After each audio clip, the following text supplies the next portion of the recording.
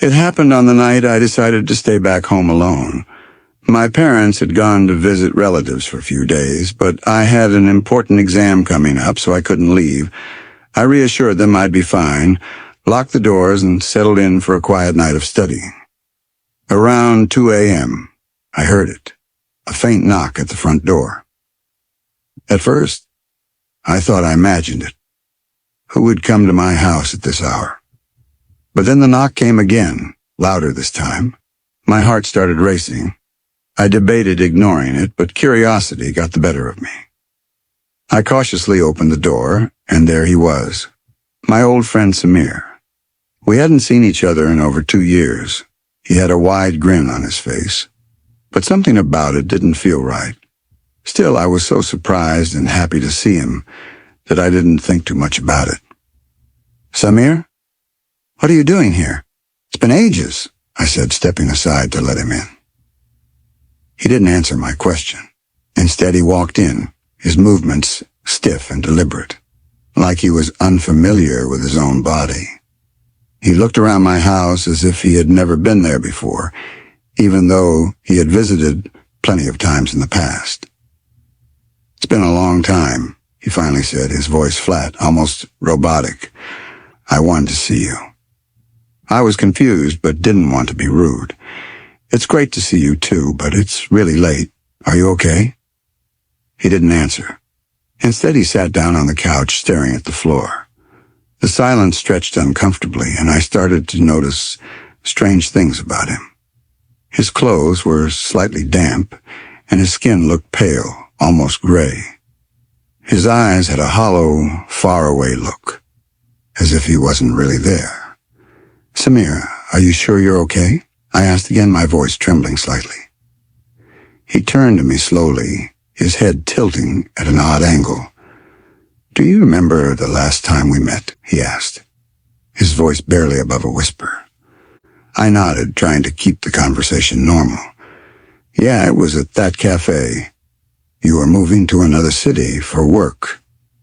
He smiled, but it didn't reach his eyes. "I never made it there," he said softly. Something about his words sent a chill down my spine. Before I could ask what he meant, he stood up abruptly. "I'm tired. I'll stay here tonight," he said, walking toward the guest room without waiting for my permission. I was too stunned to argue. He shut the door behind him, and I sat on the couch, trying to make sense of what had just happened. That's when the strange noises started. I heard footsteps pacing back and forth in the guest room, but when I checked, the room was empty.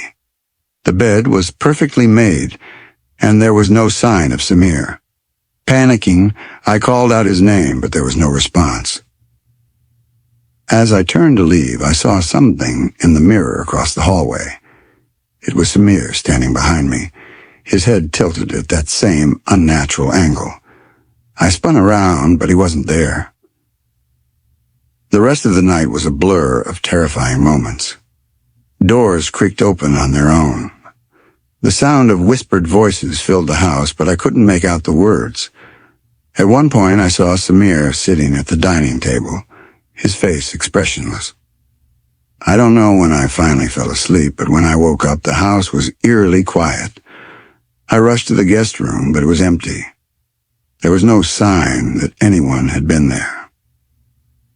I tried to convince myself it was just a vivid nightmare, but a few days later I got a call from an old mutual friend. During the conversation, I casually mentioned that Samir had visited me recently. There was a long pause on the other end of the line. "What are you talking about?" my friend finally said. "Samir died 6 months ago in a car accident." I felt the blood drain from my face. "That's impossible," I stammered. "He was here. I saw him. He stayed at my house." My friend's voice was shaky. "You must be mistaken. He's gone. We attended his funeral." I hung up and sat there trying to process what I had just heard. If Samir was dead, then who or what had come to my house that night? To this day, I can't explain it, but I'll never forget the way he looked at me. His hollow eyes and unnatural smile. And every time I hear a knock at the door late at night, I freeze, afraid to open it, afraid of who might be waiting on the other side. Let me tell you about the most horrifying night of my life. Still makes my skin crawl to think about it. It was a quiet evening, and I was alone at home. My parents had gone out for the night, and I decided to unwind by watching TV in the drawing room.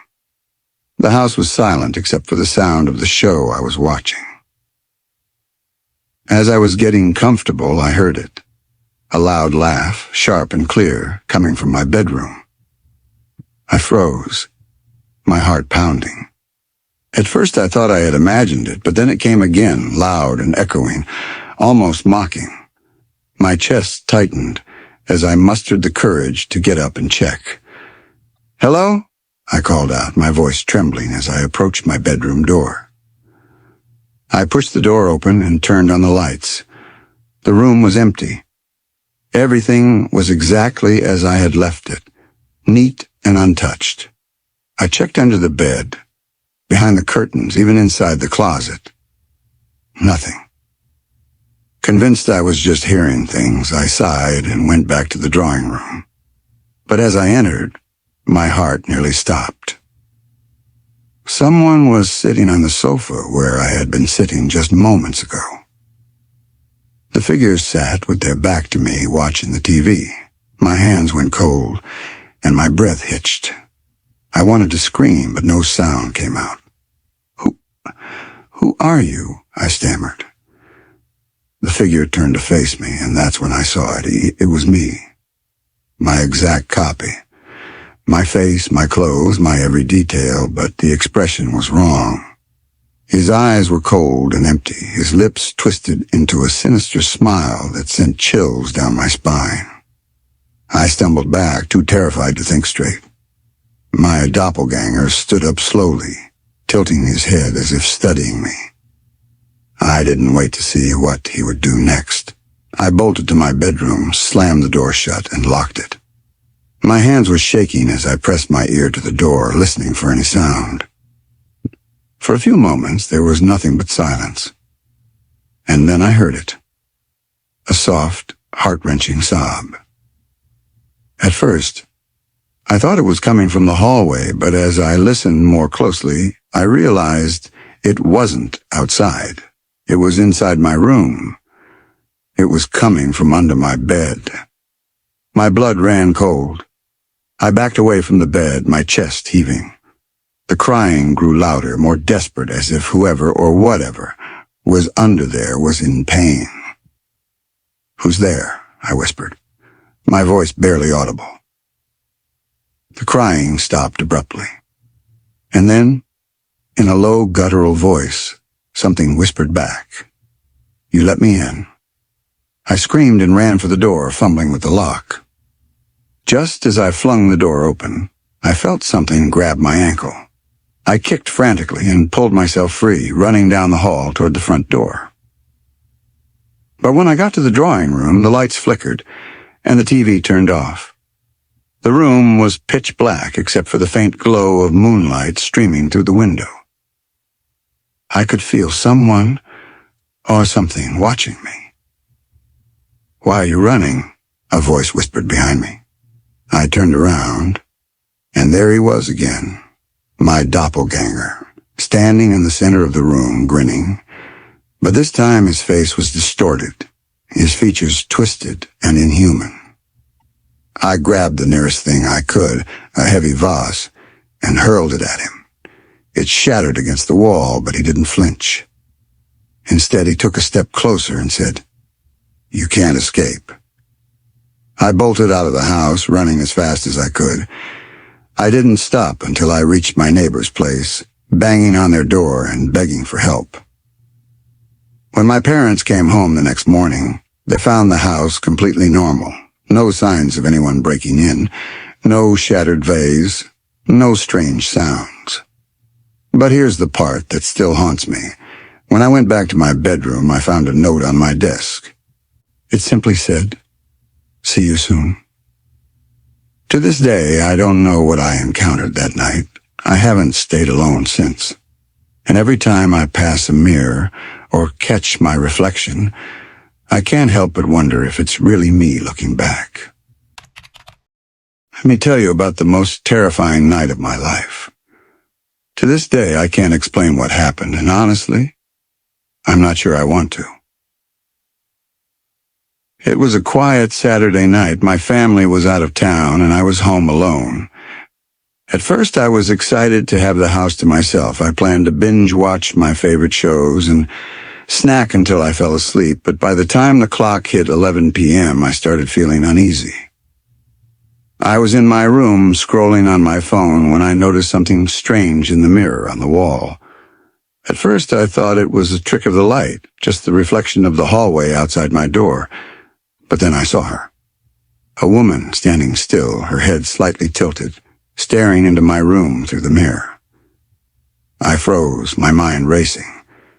She wasn't there when I turned around to look at the hallway, but when I looked back at the mirror, she was still standing there. Her long, dark hair obscured part of her face, and her dress looked soaked, as though she had been caught in the rain. I blinked, and she was gone. I tried to convince myself it was just my imagination. Maybe I was tired, or maybe the shadows had played tricks on me. But as I lay back down, I couldn't shake the feeling that I was being watched. Then I heard it. The faint sound of water dripping. At first, I thought I might have left the bathroom tap running, but when I checked, everything was dry. The sound, however, grew louder. It was coming from the bathroom again. I slowly pushed open the door, gripping the doorknob tightly. The faucet was off, but the mirror above the sink was foggy, as though someone had just taken a hot shower. My heart stopped when I saw it. A single handprint smeared across the glass. I backed out of the bathroom and shut the door, my pulse pounding in my ears. I decided to stay in my room, lock the door, and wait until morning. But as I turned off the lights and climbed into bed, I caught movement out of the corner of my eye. There, in the hallway, I saw her again. This time she wasn't still. She was walking slowly from one room to another, her shadow stretching unnaturally long against the walls. Her movements were deliberate, her head tilting from side to side as though she was searching for something or someone. I ducked under the covers, my breathing shallow. I tried to convince myself it wasn't real, but then my bedroom door creaked open. I held my breath, peeking out from under the blanket. She was standing in the doorway now, her face partially obscured by her hair, but I could see her lips moving. She was whispering something I couldn't understand, her voice so soft it was almost drowned out by the sound of dripping water. Suddenly, my bedside lamp flickered and went out, plunging the room into darkness. I grabbed my phone and turned on the flashlight, scanning the room. She was gone. I thought about running out of the house, but I couldn't bring myself to move. Then, from somewhere in the house, I heard a loud thud, followed by the sound of footsteps. Desperate, I dialed the police, explaining that someone had broken into my house. They told me to stay where I was and that they were on their way. As I waited, the footsteps grew louder, as though someone was walking up the stairs. The footsteps stopped right outside my room. I held my breath, clutching my phone tightly. The door handle began to turn slowly. I braced myself, but just as the door started to open, I heard the sound of sirens outside. The door slammed shut, and the footsteps retreated. When the police arrived, they searched the house but found nothing. No sign of forced entry. No intruders. But here's the part that still haunts me. As they were leaving, one of the officers asked if anyone else had been staying in the house with me. I said no, and he frowned. Well, he said, I could have sworn I saw a woman standing in your upstairs window when we pulled up. I haven't stayed alone in that house since. It's a story I still struggle to make sense of, and even now I'm not sure what I encountered that night. I was alone at home because my parents had gone to visit some relatives. I decided to stay back since I had some work to finish. Everything was normal until around 3 a.m. when my phone suddenly rang. It was my mom. She sounded calm, almost cheerful, and told me, "I'm back home. Open the door." I was confused. "What do you mean? It's 3 a.m. You're supposed to stay at their place tonight." She chuckled lightly and said, "I decided to come back early. I'm already outside." Something about the whole thing felt off. My mom never did anything impulsive. And why would she travel home alone at such an odd hour? I told her. "It's too late. You should have stayed there and come back in the morning." But her reply sent a chill down my spine. "I'm already here. Open the door." I hesitated for a moment before reluctantly going to the door. When I opened it, my mom stood there, but something wasn't right. Her face looked pale, her eyes unusually wide, and her smile felt forced, almost unnatural. She wasn't carrying her usual bags, and her clothes looked wrinkled, almost as if she had been wearing them for days. "Why do you look so shocked?" she asked, stepping inside. I tried to brush off my uneasiness and asked her if she was okay. She didn't answer. Instead, she walked straight to the kitchen. Usually, whenever my mom comes back from anywhere, she immediately takes a bath before doing anything else. But not tonight. "I'm starving," she said, her voice sounding oddly deep. She began eating. At first it seemed normal, but soon it turned into something horrifying. She ate fast. Too fast. She wasn't chewing properly, just shoving food into her mouth like she hadn't eaten in days. What scared me the most was how much she ate. I had prepared food for 7-8 people earlier that day, and she finished every last bit. Her movements were frantic, her hands trembling as she stuffed her mouth. When I cautiously asked, "Mom, are you okay? Why are you eating like this?" she stopped and slowly turned to look at me. Her face was blank, her eyes darker than before. "I was hungry," she said, her voice distorted, almost echoing. I didn't know what to do. I stood frozen, trying to convince myself that I was overthinking. But then she smiled, wide, too wide, and her teeth looked sharp. I backed away, slowly muttering, "I think I'll go to bed now." She didn't respond, just kept staring at me with that unnerving smile. I rushed to my room, locked the door, and sat on my bed trying to calm down. A few minutes later, I heard footsteps outside my room. Then came the sound of knocking, followed by her voice. "Why did you lock the door?" I didn't answer. The knocking grew louder, more aggressive. Then she started laughing, loud, hysterical laughter that echoed through the house. I covered my ears, shaking with fear. And then silence. I waited for what felt like hours before I heard something else, a faint weeping sound. It was soft, almost pitiful, and it was coming from under my bed. I didn't dare move. I sat there paralyzed as the crying grew louder. "Who's there?" I finally whispered, my voice trembling. The crying stopped abruptly, and then I heard her voice again, but this time it came from the other side of the room. "You should have opened the door." I couldn't breathe. She was inside my room. I don't remember much after that. I must have passed out because the next thing I knew, it was morning and the doorbell was ringing. I hesitantly opened the door, and there stood my mom and dad, looking perfectly normal. "Why do you look so pale?" my mom asked, stepping inside. I blurted everything out, the phone call, her eating the food, the laughter, the crying. My mom's face grew serious, and she said something that sent chills down my spine. "I never came back last night. We stayed at the relative's house the whole time."